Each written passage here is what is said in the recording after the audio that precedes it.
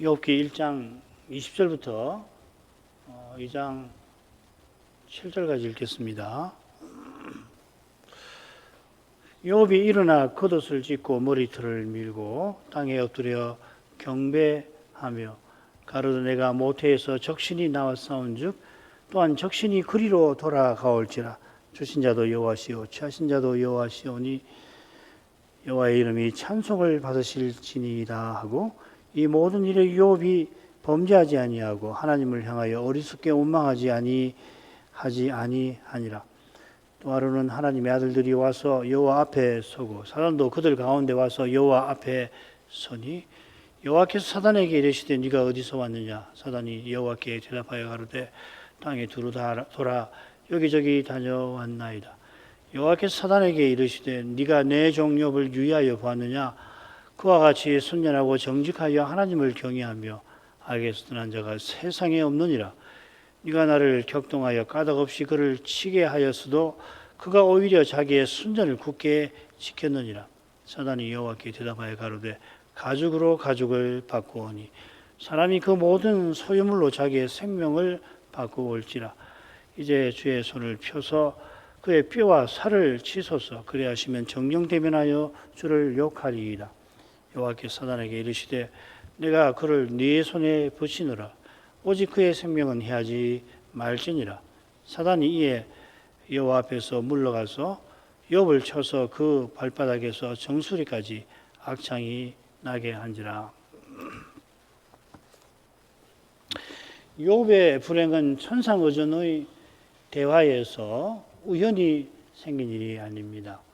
얼른 욥이 영문도 모른 채 세상 억울한 일을 겪은 것 같습니다만, 그 일은 여호와께서 역사에서 위대한 구원을 이루고 계신 사실과 붙어 있습니다. 여호와께서 나곤의 심판대에서 놀랍게도 여자의 후손을 보내어 뱀 곧 사단의 머리를 상하게 하리라 약속하셨습니다.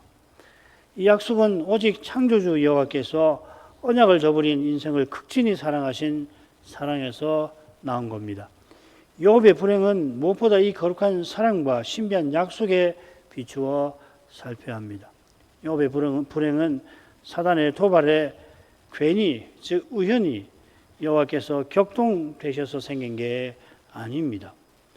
그의 불행은 어떤 의미에서, 신령한 의미에서 필연입니다. 논리적인 과학적인 필연이 아니라 신령한 의미에서 그러합니다. 누구보다 많이 고난받은 바울 사도는 하나님 나라에 들어가려면 많은 환난을 우리가 겪어야 한다 하고서 첫 선교 여행을 마친 때에 막 세워진 안디옥 교회에 그렇게 전했습니다.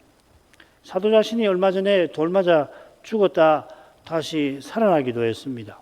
사도가 믿음의 길에서 환난을 겪는 일을 반드시 이루어질 것이라 표현하였습니다. 이 데이라고 하는 낱말이 누가순상의 두 책에 자주 나오는데, 이 말은 구속의 역사에서 하나님의 뜻이 반드시 이루어지는 것을 가리켜 사용됩니다.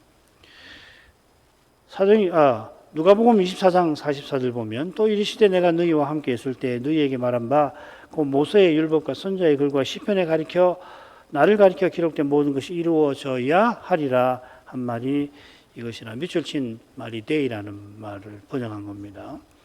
주님이 공생의 초기부터 구약 성경이 내게 대하여 증거한다. 그 사마리아 한촌에서 교훈하셨습니다. 이것은 구약의 예언이 하나님의 뜻으로서 역사에서 반드시 이루어진다는 뜻이기도 합니다. 이런 뜻으로 주님께서 데이라는 용어를 썼습니다. 주님의 십자가와 부활이 반드시 이루어질 일이듯이 그리스도를 전하는 전파하는 일도 그러합니다. 그래서 사도들이 온 세상에 나가 복음을 전하는데 그 길에 많은 환난이 기다립니다. 예수님도 십자가 지시기 훨씬 전에 이런 일을 마태복음 10장 사도 파송 강설에서 예고하셨고, 십자가 직전에도 마가 다락방에서 15장 16장에서 예고하셨습니다. 사도만 아니라 교회도 그리스도를 증거하는 교회 선지자적 사명을 행할 때 이렇게 환난을 겪는다고 요한계시록 11장의 두 증인에 관한 교훈이 이 주제를 교훈을 담고 있습니다. 욥의 불행은 사도와 교회가 영광의 목표를 향하는 길에서 겪는 고난에 속합니다. 이 사실이 여호와께서 사단에게 내 종 욥을 유의하여 보았느냐 하시고 욥이 누구보다 여호와를 경외한 그것을 그에게 밝히신 데에서 잘 드러납니다.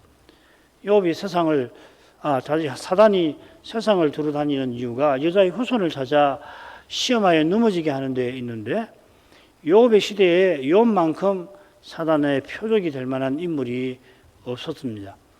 여호와께서 메시아를 세상에 보내실 때까지 또한 그를 다시 이 세상에 보내실 때까지 사단이 만국을 미혹하고 교회에 허무는 일을 쉬지 못합니다. 하나님께서 지극히 의로우신 까닭에 메시아 보내시기 전에는 천상어전에서 사단의 악한 참수를 겪어주셨고 메시아 보내신 후에는 그리스도의 몸이 사단의 미혹과 핍박을 겪게 하십니다. 이 일에 관하여 신약 성경이 우리에게 분명히 교훈합니다. 계시록은 사단이 자기 보좌를 어느 곳에다가 베풀고서는 교회를 미혹하여 망하게 하려 한 것을 증거합니다. 이 버가모 서신이죠. 마지막 사도가 세상 떠나기 전에 그런 일이 있었는데 사도들이 세상을 떠난 후에도 세상 마지막까지 사단은 그런 일을 행할 것입니다. 이 시대에 그가 자기의 국권 조직을 동원해서 악한 계획을 이루려 할 것이고 하고 있습니다. 그는 필시 자기의 화신인 적그리스도 세울 기회를 노릴 것 같습니다. 이게 쉬운 일이 아니잖아요, 그죠? 적그리스도를 사단이 세우려면 아무나 세울 수 있는 게 아니잖아요.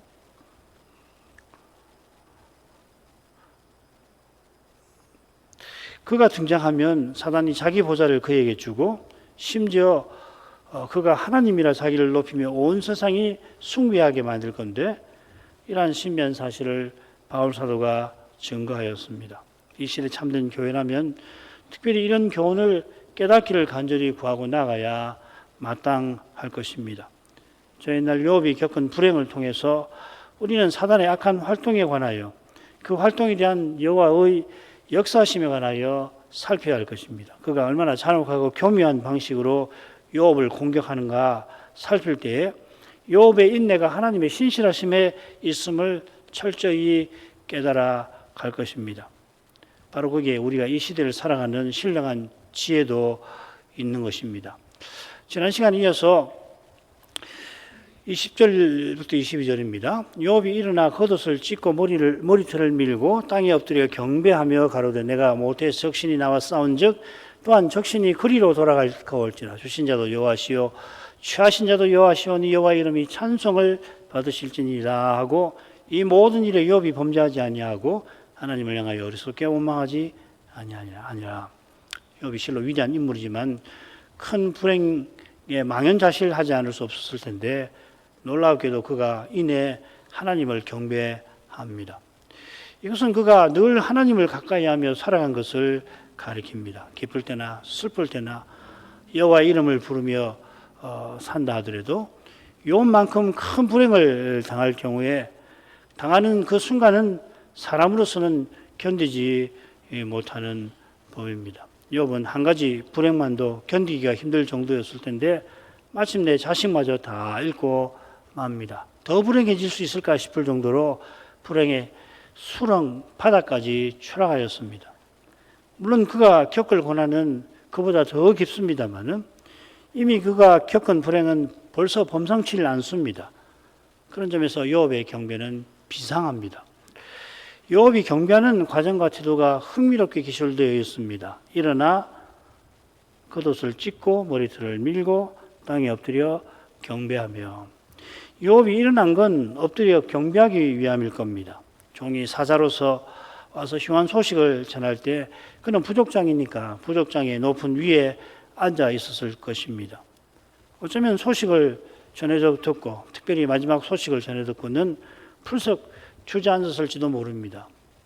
주석서를 보니까 이런 해석들이 있던데 그럴 수도 있겠다. 전한 소식에서 여호와의 의미를 맛본 욥은 겸손히 주의 앞에 섭니다. 그런 다음 자기 겪은 불행을 표시하면서 겉옷을 찢고 머리털을 미는 행위를 취합니다.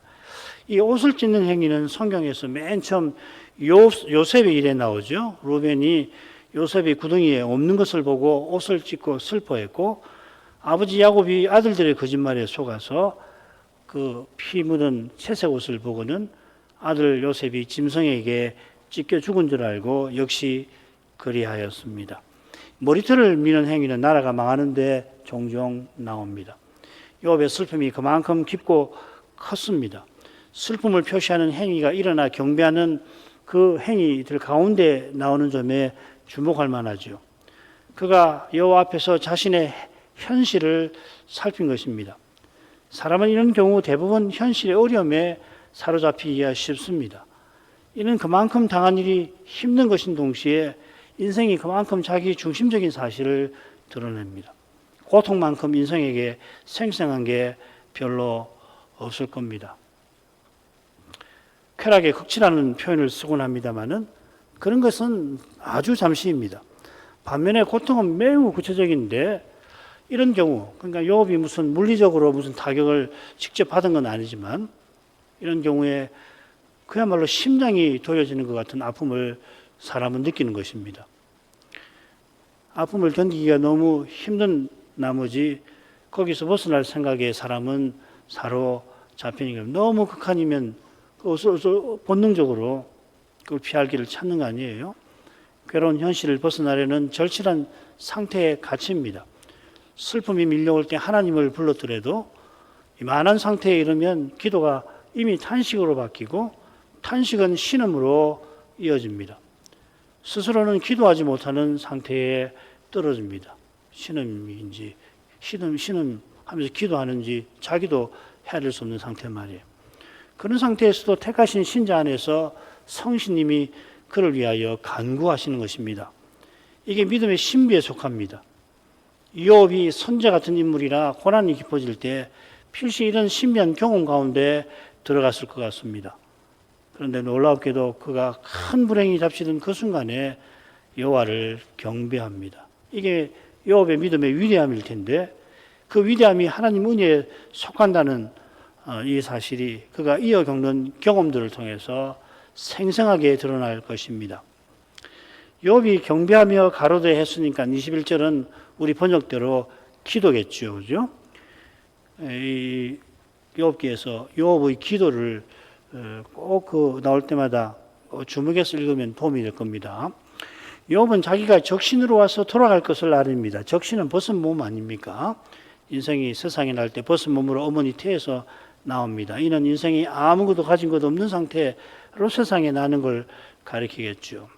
디모데전서 6장 7절에 우리가 세상에 아무것도 가지고 온 것이 없음에 또한 아무것도 가지고 가지 못하리니 문맥상 욥이 모든 재산을 잃은 상태니까 이런 뜻으로 적신을 말한 게 분명합니다. 어머니 태에서 나왔다고 하고서 그리로 돌아갈 걸 말합니다. 그러니까 그리로가 어디 있냐 이 말입니다.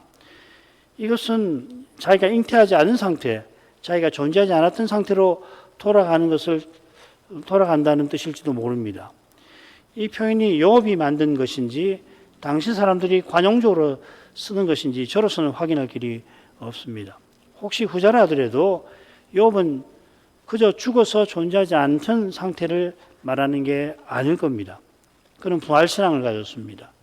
바울사도도 우리가 아무것도 가지고 가지 못한다 했는데 지금 이곳에서 우리에게 선한 것들도 장차는 사라진다는 뜻이지요. 날마다 하나님이 주시는 온갖 선한 것은 영원히 선한 것을 위한 수단에 불과합니다. 부활신앙을 가진 욥도 똑같은 태도로 하나님이 주신 재물을 대하며 살아갔을 겁니다. 그런 까닭에 그는 주신 자도 여호와시요 취하신 자도 여호와시라고 아뢰입니다. 이는 주신 모든 것이 이제 내 것이 아니라 여전히 여호와의 것임을 고백하는 겁니다. 이 고백이 육의 몸을 가진 인생에게 결코 쉽지 않습니다. 바리새인이 주신 율법을 내 것이라고 착각한 데서 그들이 결국 얼마나 무서운 상태에 떨어졌던가를 기억해야 합니다. 하나님의 율법, 그게 어떻게 내 것일 수 있어요? 그런데 자기 것으로 생각할 정도였다면 모든 사람이 갖고 있는 것은 말할 것이 없겠죠. 재능, 지위, 재산 등등등. 게다가 내 목숨은 내 존재와 가장 붙어 있어서 연약한 인생은 생존 본능에 이끌린 나머지 믿음의 시련을 가장 혹독하게 겪게 될 것입니다. 주께서도 사도를 파송하시는 자리에서 사람을 두려워 말고 하나님을 경외하라 하시면서 몸을 죽이는 핍박을 특별히 드셨습니다. 이런 핍박은 나를 믿는 자는 죽어도 살겠다 하신 주님을 굳게 잡는 믿음만이 견디고 이기는 것입니다. 이런 믿음이 욥에게 있었던 것을 욥기에서 우리가 확인하게 될 것입니다. 이런 믿음에서 하나님의 이름이 여호와 이름이 찬송을 받으실지니이다 하고 찬송이 욥에게서 나옵니다. 믿음이 바라는 것의 실상이라 욥이 큰 불행 중에도 여호와의 영광을 믿음의 눈으로 본 겁니다. 그래서 찬송한 거죠. 주의 영광을 보지 못하고서는 참으로 주를 찬송치 못합니다. 사단이 욥의 소유물을 빼앗으면 욥이 여호와를 뻔뻔하게 저주할 거라고 장담했습니다마는 욥은 자기 소유물이 여호와께서 복 주신 결과인 것을 고백하면서 여호와께서 가져가신 사실에 오히려 찬송합니다. 이 대조적인 표현이 똑같은 동사입니다. 찬송한다는 것하고 이 저주한다는 말하고 말이에요. 바락이라는 말입니다. 사단은 주의 복 주신 일을 들어 주를 저주하게 할 만큼 저주받아 마땅한 그 악한 자입니다. 여호와는 그런 불행을 통해서도 하나님을 찬송하게 만드실 만큼 지극히 선하십니다. 욥이 이 모든 일에 범죄치 아니하였습니다. 범죄한다는 말이 이 책 처음에 1장 5절 욥의 번제 부분에 나왔죠. 자식들이 생일잔치 중에 혹시 범죄하였을까요? 욥이 그들을 위하여 번제를 드렸습니다. 그런 욥이라 늘 죄를 살피고 회개하여 살았기에 불행한 일을 만났을 때도 범죄하지 아니한 겁니다. 욥은 큰 불행 앞에서 범죄치 아니하고 하나님을 향하여 어리석게 원망하지 아니하였다 하였습니다. 이건 자식들이 생일잔치에 취해서 범죄하고 마음으로 여호와를 저주할까 욥이 염려했던 것과 비슷한 줄거리고 내용이죠. 여기 어리석게 원망한다고 새긴 낱말이 구약에 매우 드물게 나옵니다. 욥기 2번 나오고 예레미야 1번 더 나옵니다. 예레미야 23장 13절 보면 내가 사마리아 선자들 중에 우매함이 있음을 보았나니 그들은 바알을 의탁하고 예언하여 내 백성 이스라엘을 거르뜨게 하였고, 이 우매함이라고 번역했습니다. 이 거짓 선자들의 우매함은 우상을 의지하며 예언하여서 언약 백성을 미혹하는 걸 가리킵니다. 이 용례를 참여하면 어리석게 원망하는 행위가 이게 작은 죄가 아닙니다. 그냥 불평하는 정도가 아니냐 이 말이죠. 여호와를 저주하는 것과 맞먹는 그런 죄 같습니다. 여호와를 저주하는 것이 여호와께서 복 주시는 것과 같은 낱말이듯이 어리석게 원망한다는 이 말이 티플라인데 이게 기도와 자음이 같습니다. 제 기도는 터필라인데 이 어리석게 원망은 티플라입니다. 굉장히 이건 뭐 이런 표현법은 참 생각할 게 많습니다. 욥기의 표현법은 너무도 우수해서. 자, 넘어가죠. 자, 두 번째 선상 장면으로 갈 텐데 먼저 1절부터 3절 보죠. 이건 첫째 장면하고 아주 비슷할 겁니다. 또 하루는 하나님의 아들들이 와서 여호와 앞에 서고 사단도 그들 가운데 와서 여호와 앞에 서니 여호와께 사단에게 이르시되 네가 어디서 왔느냐. 사단이 여호와께 대답하여 가로되 땅에 두루돌아 여기저기 다녀왔나이다. 여호와께 사단에게 이르시되 네가 내 종 욥을 유의하여 보았느냐. 그와 같이 순전하고 정직하여 하나님을 경외하며 악에 선한 자가 세상에 없느니라. 네가 나를 격동하여 까닭없이 그를 치게 하였어도 그가 오히려 자기 순전을 굳게 지켰느니라. 첫째 장면과 살짝 다른 부분이 들어있어서 그 부분을 좀 더 살피면 될 것 같습니다. 첫째로 이 또 하루는 했지만 원문상으로는 첫째 장면과 똑같다고 말씀드렸죠. 첫째 어전 장면은 욥이 하나님의 은혜와 복주심 가운데 살아가는 그런 현실, 복스럽고 평화로운 현실에 이어서 나왔습니다. 반면 둘째 어전 장면은 첫째 어전의 결정에 따라서 욥이 큰 불행 중에서 믿음을 지키고 살아가는 그런 현실, 고난의 현실에 이어서 나옵니다. 이 또 하루는 그저 해가 동에서 떠서 서로 떨어진 결과가 아니라 메시아를 보내시는 일이 이루어지는 무대라고 하는 것을 우리가 기억해야 할 것입니다. 둘째로 둘째 오전 장면에서는 사단이 하나님의 아들들 가운데 와서는 그들처럼 여호와 앞에 섭니다. 이 첫째 오전 장면에서는 여호와 앞에 서는 행위가 나오지 않는데 이건 그냥 앞에서는 생략된 것으로 보는 것이 좋겠습니다. 세 번째로 가죠. 여호와께서 이번에도 욥을 거론하시며 사단의 악한 속셈과 활동을 드러내십니다. 어디서 왔느냐 하신 것은 그가 무슨 짓을 행하는지 다 알고 계신 터에서 물으신 겁니다. 그런데도 사단은 마치 특별한 일이 없는 것 마냥 어마어마한 일이 벌어진 거 아니에요. 한 사람의 큰 불행만 아니고 하나님 나라에서 얼마나 불행한 일입니까? 하나님 나라에서는 가령 나봇이 이 포도원을 잃은 일이 하나님 나라에서는 얼마나 큰 일이겠습니까? 우리도 나봇의 포도원 사건을 보면은 이게 보통 일이 아니구나. 북이스라엘이 망하지 않을 수 없겠구나. 그런 걸 느끼는 사건 아니에요? 그러니까 어마어마한 사건이 일어났는데 이놈은 마치 특별한 일이 없는 것처럼 자기가 늘 하던 대로 땅에 두루 다녔다고 대꾸합니다. 이렇게 할 수 있을까요? 이 대꾸가 전혀 사실과 전혀 다른 건 물론 아닐 겁니다. 그가 그때도 만국을 미혹시키는 일을 하고 있었을 겁니다. 그런 점에서 욥이 큰 불행에도 여호와를 향하여 원망치 아니한 일이 사단에게 필시 불편했고 거북했을 겁니다. 견디기가 힘들었을 겁니다. 욥이 자기의 순전을 굳게 지킨 것을 관찰하면서 사단은 그를 넘어뜨릴 꾀를 또 생각하고 있었겠죠. 그 기회를 이번 천상어전에서 노렸을 것 같습니다. 그런 속심을 여호와께서 모르실 리가 없습니다마는 사단은 악한 생각에 휩싸인 나머지 처음처럼 대답하며 악한 기회를 노렸던 것 같습니다. 여호와께서 마귀가 이번에도 욥을 노린 것을 지적하시고 또 그 이유도 똑같이 언급하십니다. 첫째 장면과 다른 내용은 욥처럼 순전하고 정직하여 여호와를 경외하며 악에 떠난 자가 세상에 없느니라 하시고 바로 이어서 그가 오히려 자기의 순전을 굳게 지켰느니라 덧붙였습니다. 이 우리말 어법은 왜 맞게 하려고 문장을 좀 바꾼 거죠, 그죠? 그런데 바로 이제 이게 와요. 그러면 오히려라고 하신 의중이 잘 드러나죠. 욥이 모든 소유와 무엇보다 자녀와 종을 잃은 사실을 가리킵니다. 그런 불행에도 욥은 여전히 자기의 순전을 지키고 있다 하셨습니다. 이는 그가 범죄치 아니하고 어리석은 말로 원망하지 아니한 것을 가리킬 겁니다.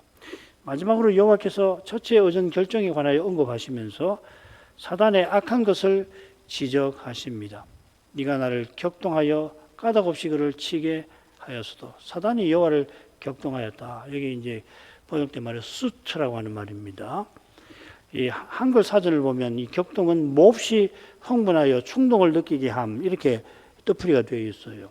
이런 뜻을 사전에서 이런 뜻이니까 이걸 그대로 담아서 지금 여호와께서 말씀하시는 것을 푸는 건 무리할 겁니다. 이럴 때는 이 용어가 쓰이는 적절한 곳을 다 찾으면 좋은데 마침 그런 곳이 있어요. 그게 다윗의 인구조사에 나옵니다. 사무엘하 24장 1절은 이렇게 되었습니다. 여호와께서 다시 이스라엘을 향하여 진노하사 저희를 치시려고 다윗을 감동시키사, 여기 격동이라는 말입니다. 가서 이스라엘과 유다의 인구를 조사하라 하신지라. 반면에 역대상 21장 1절에 이렇게 되었습니다. 사단이 일어나 이스라엘을 대적하고 다윗을 격동하여 이스라엘을 계수하게 하니라. 사탄이 이스라엘의 범죄를 들어서 여호와께 고소하니까 여호와께서 욥기처럼 사단의 제한을 허락하신 까닭에 이 다윗이 인구조사를 행한 것 같아요. 같은 낱말이 여호와께도 쓰이고 사탄에게도 쓰였습니다. 사단이 다윗으로 인구조사하게 한 태도와 여호와께서 그리하신 의중을 감히 동일시해서 안 되겠죠. 게다가 사단이 다윗을 대하여 취한 태도를 여호와께 취했다 하더라도 여호와께서 다윗처럼 사단이 하라고 하는 대로 하셨으니 천부당만부당한 거 아니에요, 그죠? 아마도 이 격동이라고 새긴 이 낱말 수트는 천상어전에서 이루어진 결정을 가리키는 그런 독특한 표현인 것 같습니다. 여호와께서 메시아 보내실 목적으로 까닭없이 욥을 치시라는 사단의 제안을 받아들이신 것입니다. 이것이 네가 나를 격동하여 라는 표현의 뜻일 겁니다. 아울러 여기 친다는 표현은 사단이 악한 제안을 하면서 여호와께서 여호와의 손을 들어 치십시오 할 때와 다른 낱말입니다. 이게 발라라는 말이고 이 삼킨다 혹은 멸한다 하는 말입니다. 어떻게 번역하더라도 여호와께서 욥을 심판하셨다는 뜻으로 새겨서 안 될 겁니다. 4절 5절로 가겠습니다. 사단이 여호와께 대답하여 가로되 가죽으로 가죽을 바꾸오니 사람이 그 모든 소유물로 자기의 생명을 바꾸올지라. 이제 주의 손을 펴서 그의 뼈와 살을 찢어서 그리하시면 정령 대면하여 주를 욕하리이다. 사단이 여호와께 감히 대답합니다. 욥이 오히려 믿음의 길을 걷는다 여호와께서 인정을 하셨는데 사단은 여호와의 거룩한 판단의 이의를 제기합니다. 이렇게 사단은 악합니다만 그렇게 악한 사단도 지금은 이 시대에는 예수님의 승천 이후에는 그 일을 못하죠. 그리스도의 십자가가 그만큼 강력한 걸 가리킵니다. 돌려 생각하면 우리의 죄는 그만큼 여전히 무섭습니다. 십자가 전이라 사단이 인생의 죄를 들어 여전히 순전한 욥도 고소하는 겁니다. 사단은 가죽으로 가죽을 바꾼다 하는 이 관용적 표현에 근거해서 영어는 아주 간단합니다. skin, 가죽이잖아요. skin for skin 이렇게 되어 있습니다. 이건 이제 바꾼다라고 이렇게 뜻을 새긴 겁니다. 이 표현의 정확한 출처와 의미를 알기가 어렵습니다. 그러니까 사탄이 이런 관용적인 표현을 써서 욥이 몸을 상하게 되면 목숨을 빼앗으면 주를 저주할 거라 장담하는 거죠. 이어 나오는 사탄의 말을 통해서 이 표현의 의미를 우리가 짐작할 겁니다. 사람이 자기 생명을 위하여 자기의 모든 소유물을 기꺼이 내어준다 덧붙이죠. 모든 소유물은 사단이 욥에게 빼앗았던 걸 가리킵니다. 욥이 모든 소유를 잃었지만 여기는 자식도 포함하면 됩니다. 그보다 더 좋은 생명은 보존하고 있습니다. 만일 욥의 생명을 빼앗으시면 그가 순전함을 버릴 겁니다 하는 주장이죠. 이 주장은 이 세상 돌아가는 이치를 포착한 겁니다. 이 이치는 육의 몸에 썩는 문제와 딱 붙어 있습니다. 이 문제를 아무도 스스로는 해결하지 못합니다. 기껏해야 돈을 많이 버는 금을 버는 거 그거 가지고 건강을 유지하는 정도죠. 스스로 해결하려고 하는 사람은 네 목숨을 위하여 뭐든지 버리라고 하는 사단의 교묘한 제안을 뿌리치지 못할 겁니다. 파우스트 박사가 메피스토펠레스에게 영혼을 팔아가면서 청춘을 얻으려고 하잖아요. 공부만 평생 하고 신학도 연구한 끝에 돌아보니까 내가 다시 청춘으로 돌아갔으면 했다는 거 아니에요. 이게 얼마나 인생살이 이런 통찰력 있는 영이지 모르는데 이런 일은 바울사도처럼 내게 사는 것이 그리스도시니 죽는 것도 유익함이라 고백하는 것 외에는 이거 극복할 길이 사실상 없죠. 마귀가 돌들로 떡을 만들라는 시험을 주님께서 굶주리시는 중에 받아 주신 뜻이 우리에게 실로 깊고 큰 겁니다. 주님께서 연약한 우리를 위하여 시험 받아 주신 것은 우리도 사탄의 미혹을 이기게 하심입니다. 몸은 죽여도 영혼을 죽이지 못하는 사람을 두려워하지 아니하는 이만이 주님을 향한 사랑에 이끌려서 자기 욕심을 버리고 아버지의 뜻을 받들고 나갈 수가 있는 것입니다. 이게 참된 믿음의 길이죠. 참된 믿음으로 살려면 결국 이 문제를 피할 수가 없잖아요. 피할 수가 없어요. 필연입니다. 이것은. 사단은 욥의 생명을 위태롭게 만들면 욥이 뻔뻔하게 여호와를 저주하고야 말 것이라 장담합니다. 이번에도 간교하게 여호와께 손을 펴서 직접 욥을 치시라고 제안합니다. 그가 욥의 뼈와 살을 언급합니다. 뼈와 살은 가죽 아래에 있는 거죠. 그죠? 사단은 욥의 생명을 원합니다. 욥이 순전을 지금껏 지켰어도 마침내 생명을 잃게 될 처지에 떨어지면 죽기 전에 여호와를 저주하고 죽을 거다 이 말이죠. 그죠? 그 다음 부분 여호와께서 사단에게 이르시되 내가 그를 네 손에 붙이노라 오직 그의 생명은 해하지 말지니라. 사단이 이에 여호와 앞에서 물러가서 여호와께서 욥을 사단의 손에 붙이신다 했는데 그가 네 손 안에 있노라 하셨습니다. 이건 사단이 원하는 대로 욥을 처리하라는 뜻입니다. 첫째 오전 결정되는 그의 소유물이 다 네 손 안에 있다 하셨습니다.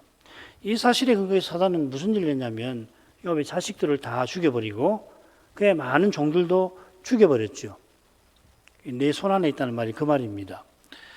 이런 점에 비추어서 오직 그의 생명은 해하지 말라는 명령을 우리가 살펴야 할 겁니다. 재미있는 것은 이 해하지 말라고 새긴 낱말이 본래는 지키라, 보존하라는 말입니다. keep, preserve라는 말입니다. 히브리 말로 샤마르라는 말입니다.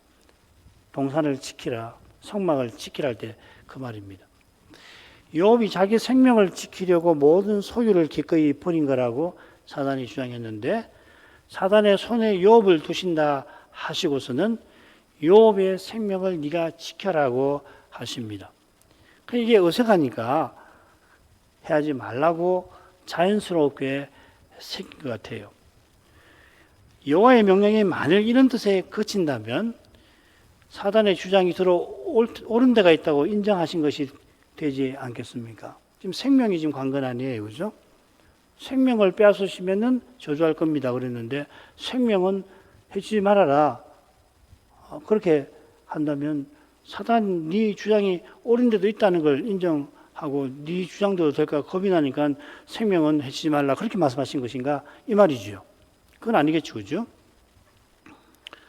여호와께서 직접 그의 생명을 거두겠다 하신 것일 수도 있겠습니다.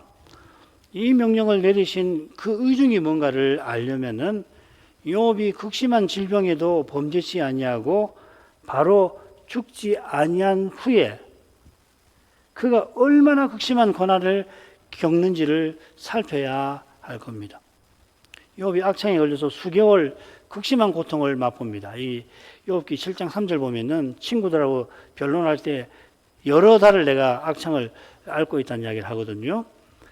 그러고서는 마침내 태어난 날을 저주하죠. 욥기 3장을 보면은 자기의 모든 재앙의 무기가 바다의 모래보다 무겁다고 밝히는데 이만큼 괴로운 거잖아요. 그런데 더 괴로운 게 있다는 거죠. 친구들의 책망, 정죄지요. 친구들과 대화가 진행될수록 욥의 마음이 더욱 근심에 쌓이는데 그가 어느 순간부터 기도하지 못하는 데서 짐작이 됩니다. 저는 이렇게 읽었습니다. 이제 한 3개의 사이클이 있거든요. 욥하고 친구들의 대화가 3개의 사이클이 있는데 첫 번째 사이클에서는 욥이 친구들을 책망에 변론하면서 기도를 해요. 어느 순간 기도를 하고 있어요. 친구들, 나는 네가 말한 그런 죄 짓지 아니하였다 막 하면서 기도를 한다고요. 그런데 두 번째 사이클로 가면 없어져 버려요. 기도 없어진다고. 그게 그런가? 그만큼 괴롭다는 거죠, 그죠? 여호와께서 사단들어 욥의 생명을 지키라 하신 의중이 뭐라고 제가 감히 단정하기는 힘듭니다만 여호와께서 욥의 모든 것을 앗아간 사단들어 욥의 몸도 치게 하실 뿐 아니라 욥의 세 친구를 통하여 욥들어 계속 고난받게 하셨습니다. 그러라고 당장 죽이지 말라 하신 거겠죠. 그는 온 세상에서 한마디 위로의 말도 듣지 못한 저지에 내몰렸습니다. 이런 경험을 하는 사람이 얼마 될지 모르겠는데 정말 이런 처지는 차라리 죽고 말지. 여호와께서 그렇게까지 하신 것은 오직 여호와의 종으로 세상에 친히 오셔서 십자가를 져주시는 거기서만 왜 이렇게 하시는지 우리가 비로소 조금 헤아릴 수가 있을 것 같습니다. 이만큼 하죠. 욥이 모든 자식과 많은 종을 졸지에 무슨 영문인지도 모르게 이렇습니다마는 놀랍게도 범죄치 아니하고 어리석은 말로 원망하지 아니하였습니다. 시편을 가지고서 여호와 앞에 솔직하게 원망도 하라고 하는 해석들도 있습니다만은 그거 좀 생각해 볼 만한 해석 아니겠어요? 오히려 그러니까 시인이 그렇게 원망을 했겠냐 이 말이죠. 주석가가 말하는 것처럼 그렇게 쉽게 원망했다고 해석하지 마시라는 말입니다. 오히려 여호와의 거룩하신 이름을 찬송하였습니다. 이런 일은 사람의 종기심에서 나올 수 없습니다. 하나님의 사랑, 십자가의 은혜로만 가능합니다. 그처럼 여호와께서 여호와의 종이 되셔서 십자가 지시는 이 거룩한 사실에 비추어서만 여호와께서 욥을 계속 고난받게 하신 뜻을 비로소 제대로 헤아리기 시작합니다. 사단의 손에 욥을 두셨는데 다만 욥의 생명을 해하지 말라 하신 의중이 뭔가 감히 단정하기는 힘듭니다만은 욥이 둘째 어전 결정 이후에 어떤 일을 겪는지를 통해서 악창이 난 그 다음에 어떤 일을 겪는가를 통해서 우리는 여호와의 거룩하신 뜻 앞에 그저 입을 봉하게 될 뿐입니다. 당장에는 왜 이런 일이 내 앞에 벌어져 있는가 도무지 깨닫기 힘든 그런 때에 무엇보다 힘든 이유는 자기가 범죄한 기억들에 시달리는 데도 있는데요. 그럴 때에 그리스도 안에서 드러내신 하나님의 사랑을 바라보아야 합니다. 하나님께서 그리스도를 속히 다시 보내실 것을 구해야 할 것입니다. 욥이 한순간에 온 세상에서 누구에게도 아내는 물론이고 친구들마저 위로의 말을 반대로 정죄하는 말을 하는 그런 처지에 하나님이 그를 두셨습니다. 그런 방식으로 하나님은 그의 심령을 다 아셨고 그의 마음을 붙드셨고 그의 생명을 실로 뜻있게 하셨습니다. 이런 신비는 믿음의 눈으로 겨우 봅니다. 믿음의 눈도 은혜이듯이 그 눈으로 신비를 보게 하는 말씀의 빛도 역시 그러할 것입니다. 오늘도 우리가 이런 은혜를 구하십시다. 신학생들, 조사들에게 성신의 은사를 더해 주셔서 이 시대에 필요한 말씀을 전할 수 있게 해주시기를 기도하십시다. 기도하겠습니다. 걸어가신 아버지, 이 밤에 욥의 불행과 욥의 믿음에 관하여 살피게 해주셔서 감사드립니다. 욥이 사람이 견디기 힘든 큰 불행을 거듭 겪고 마침내 모든 자식과 많은 종을 한꺼번에 무참하게 잃었습니다마는 그도 사람이라 잠시는 큰 슬픔과 근심에 젖었겠사오나 일어나 여호와 앞에 엎드려 경배하였는데 이 연약한 인생을 그와 같이 살게 하시는 하나님의 크신 은혜와 능력을 찬송합니다. 과연 그 은혜가 얼마나 지극하신지 여호와는 여호와의 종으로 장차 세상에 오셨고 욥이 그런 불행을 겪어야 했던 이 죄의 권세의 문제를 해결하여 주실 고 욥이 그런 불행 가운데에서 믿음을 잃지 아니하고 하나님 이름을 찬송 돌릴 수 있도록 메시아를 통해서 죽음의 권세를 또한 물리치고 계시나이다. 사단이 어떻게 하늘 오전에 이르러 여호와께 그런 참남한 말을 끊을 수 있는지 우리의 죄가 얼마나 악하고 교묘하고 악랄한지 생각하게 하십니다. 여호와께서 인생의 죄에 무슨 책임이 전혀 없으시고 오히려 사단이 그 악을 이용해서 죄를 이용해서 온갖 악한 일을 자행하였습니다마는 여호와께서는 이런 죄인을 위하여 구원의 약속을 베풀어 주시고 그 약속을 친히 이루시려고 사탄에게 그런 참남한 일을 겪으셨사오며 장차 십자가에서 배도하는 인생들에게 온갖 회방을 당하셨습니다. 이러한 사랑에 관하여 저희가 참으로 깨달은 바가 있게 하시고 깨닫게 하신 그만큼 하나님을 저희도 사랑하며 하나님의 사랑을 또한 본받게 하시옵소서. 여호와께서 다시금 욥을 노리는 사단의 악한 꾀를 다 하시고 그의 악한 제안을 받아들여 그의 손에 욥을 두셨을 때에 놀라웠게도 욥의 생명은 해치지 말라 명하셨나이다. 욥의 생명을 해치지 말라 하신 것은 여호와께서 생명의 주님이시며 심판자이신 사실이 있겠사오나 아울러 여호와께서 욥의 고난을 통하여 죄와 죽음의 권세를 물리치려 하신 그러한 점을 저희로 생각하게 하십니다. 사람의 어설픈 생각에는 욥이 악창이 나서 죽음의 고통을 계속 겪기보다 단번에 욥의 목숨이 빼앗기는 편이 차라리 불행한 그에게 낫지 않을까 하는 생각도 하게 됩니다마는, 여호와께서는 놀랍게도 욥이 악창으로 자기 생일을 저주하는 정도에 그치지 않고 위로하러 물론 아내에게도 비난을 받았을 뿐 아니라 위로하러 온 세 친구를 통해서 욥은 더욱 고난을 받게 하셨사옵나이다.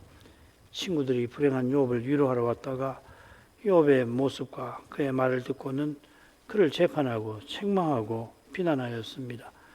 욥이 아무리 진실을 말하지만 그들은 욥의 말을 들으려 아니하였고 오히려 욥을 세상 교만한 죄인 중 죄인으로 만들어 비난의 화살을 쏘아대었습니다. 욥이 얼마나 힘들었는지 처음 친구들과 논쟁할 때는 그가 친구들에게 말하면서 자기도 모르게 여호와의 이름을 불러 기도를 하였지만은 어느 순간부터는 그의 기도가 없는 상태에서 그의 고난을 짐작하게 됩니다. 아버지여, 왜 이렇게까지 하시는지, 연약한 인생은 감히 헤아릴 길이 없습니다. 다만 욥의 고난을 통하여 메시아 보내시는 그 일을 얼마나 능력 있게 이루셨을까?